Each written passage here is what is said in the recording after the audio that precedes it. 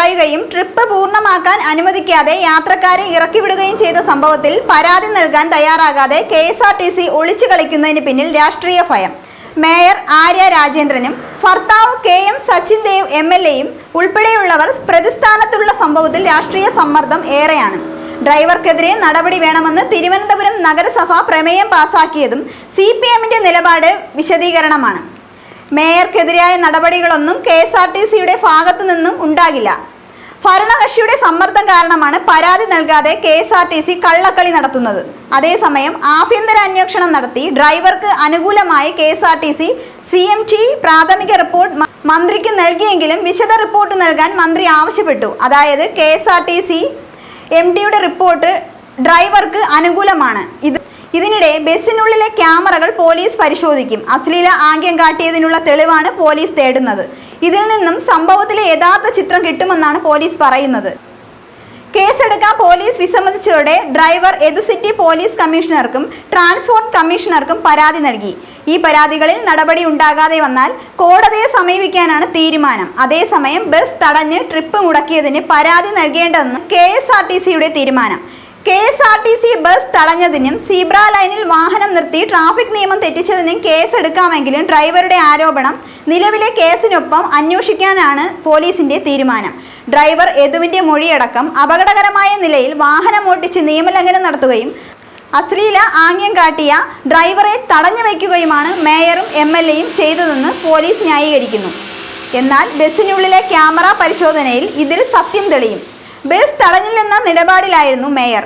Road സിഗ്നലിൽ bus നിർത്തിയപ്പോൾ ബസ്സിനടുത്തെത്തി ഡ്രൈവറെ ചോദ്യം ചെയ്യുക മാത്രമാണ് ഉണ്ടായത് എന്നാണ് മേയർ മാധ്യമങ്ങളോട് പറഞ്ഞത്. എന്നാൽ സീബ്ര ലൈനിൽ ബസ്സിന് കുറുകെ കാർ നിർത്തിയിട്ട ശേഷം ബസ്സിന്റെ ഡോർ വലിച്ച് ഡ്രൈവറുമായി വാക്കേറ്റം ഉണ്ടാകുന്ന CCTV ദൃശ്യങ്ങൾ പുറത്തു വന്നതോടെ ഈ വാദം പൊളിയുകയായിരുന്നു.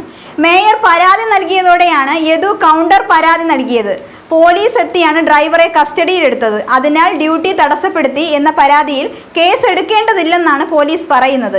ഇതെല്ലാം യദു തള്ളിക്കളയുകയാണ്.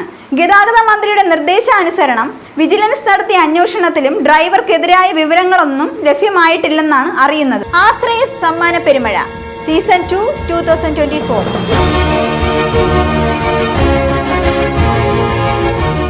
വിഘ്നേശ്വര ചാരിറ്റബിൾ ട്രസ്റ്റും VMTV ന്യൂസ് ചാനലും സംയുക്തമായി സംഘടിപ്പിക്കുന്ന ആശ്രയ സമ്മാന പെരുമഴയുടെ സീസൺ 2 2024 ഓഗസ്റ്റ് 25 ഞായറാഴ്ച പ്രമുഖരുടെ സാന്നിധ്യത്തിൽ തിരിതെളിയിക്കുന്നു. ആശ്രയ സമ്മാന പെരുമഴ സീസൺ 1-ൽ വിഘ്നേശ്വര ഗ്രാനൈറ്റ്സ് ഉടമയും ഹ്യൂമൻ റൈറ്റ്സ് കൗൺസിൽ ഓഫ് ഇന്ത്യയുടെ അംഗവുമായ ശ്രീ ഹർഷകുമാറും കുടുംബവും സൗജന്യമായി നൽകിയ ഭൂമിയിൽ നിന്നും തിരഞ്ഞെടുക്കപ്പെട്ട ഭവനരഹിതർക്കുള്ള ഭൂമിദാനത്തിന്റെ രേഖ കൈമാറുന്നു. അതോടൊപ്പം ഭാരതത്തിൽ ഉടനീളം ഭവനരഹിതരായ 100 പേരെ കണ്ടെത്തി വീട് നിർമ്മിച്ചു നൽകുന്നതിനുള്ള ഭാരിച്ച ഉത്തരവാദിത്വവും ആശ്രയ സമ്മാന പെരുമഴ സീസൺ 2-ൽ ഏറ്റെടുക്കുന്നു.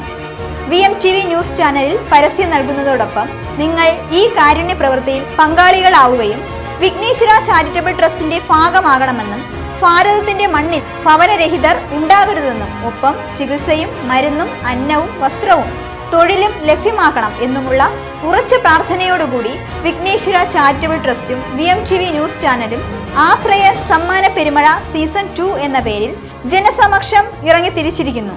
ഭാരതത്തിലെ എല്ലാ പൗരന്മാർക്കും അത്താണി ഒരുക്കുന്നതുവരെ സത്യവും വ്യക്തവും കൃത്യവുമായി എന്നും എപ്പോഴും VMTV ന്യൂസ് ചാനലും വിഘ്നേശ്വര ചാരിറ്റബിൾ ട്രസ്റ്റും നിങ്ങൾക്കൊപ്പം.